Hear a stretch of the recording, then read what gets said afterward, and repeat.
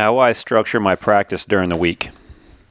Well, I'll start off right off the bat with I'm going to check the weather, because here in Texas, we have to make sure we know what the weather's going to do, where I can kind of get an idea of what I want to work on that week. Because if I've got a 30 to 40 mile an hour north wind and my chutes face toward the north, so I'd be roping in the north, I'm not roping that day. I've already battled that stuff before. Now, if my horse just needs to score, then you can score. But I try not to throw any loops when I've got that much headwind, because I'm not getting any practice out of it. I'm just fighting my head. And the older I've gotten, I've learned to where I don't want to fight my head no more than I have to. And so I might maybe rope the dummy if the wind's blowing too hard. I'll find something to do in the barn. And so that way I kind of at least know, okay, is it raining? How many days do I have to practice? I can structure my week through the weather. Next is, how did my weekend go at the rodeo or the jackpots? So I'm going to have a Sunday assess day or a Monday assess day. You know, was I not catching? Was I missing the right horn? Was I splitting the horns? Was I waving it off? Okay, maybe I can rope the dummy in the barn and get some head loops and work on getting that top strand over that left horn if I'm splitting horns. Maybe if I'm hitting the horse here in the back of the head, work on getting your delivery up or your swing up a little bit higher. Get that top strand over that right horn. Maybe I'm missing the right horn. I got to get my swing out to the right. Whatever it is that I assessed on the roping, I can get some reps on the dummy first. That way I save my horse. Maybe my horse isn't scoring. All right, maybe I can score. Make sure that maybe your wife, girlfriend, or a buddy right there on your good horse, that when you score the steer, you have a heeler leave. Someone leaving where your horse ain't just watching the heel horse. Because a lot of times you can score at home and not have no one in the box, and they know the difference. They can get real smart with that. Then to go over the 5 steps. Is my lane too wide? Let's work on the lane that day. I start with whatever's closest to the box. Like I say, we started with scoring. Then the next part is, okay, maybe my lane was too wide. I'm going to work on my lane this week.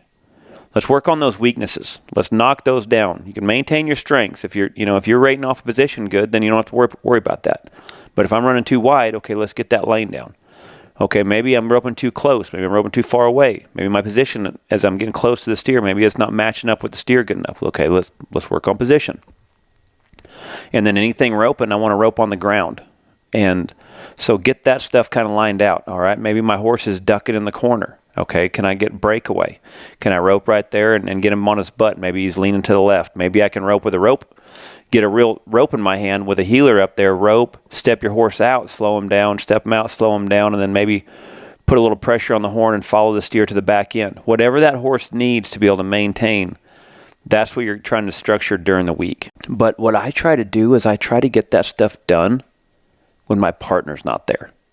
I try to be respectful for my partner. One thing that when Logan Medlin and I roped my last 2 years, is that when I needed to work on my horses, I would call some young kid that just wanted to come rope some steers.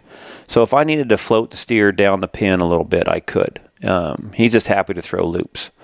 If I just needed to break away on my good horse and free up my practice horse that day, he was just happy to get to throw some loops in where I was maintaining my horse, but it wasn't affecting Logan's practice. And so when Logan would show up, I would have a practice horse. That way he got the reps he needed. He got what he needed out of his horses.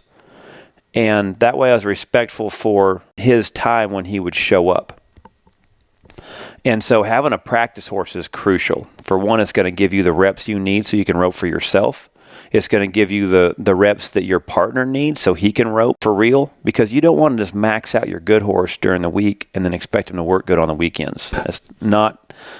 The longevity is not going to work very, very well. And so one thing I would structure my practices on, okay, now my partner's going to come rope. I've got my good horse. He wants to rope behind my good horse on a couple steers. I've already freed my horse up through the couple days right there where my partner wasn't there.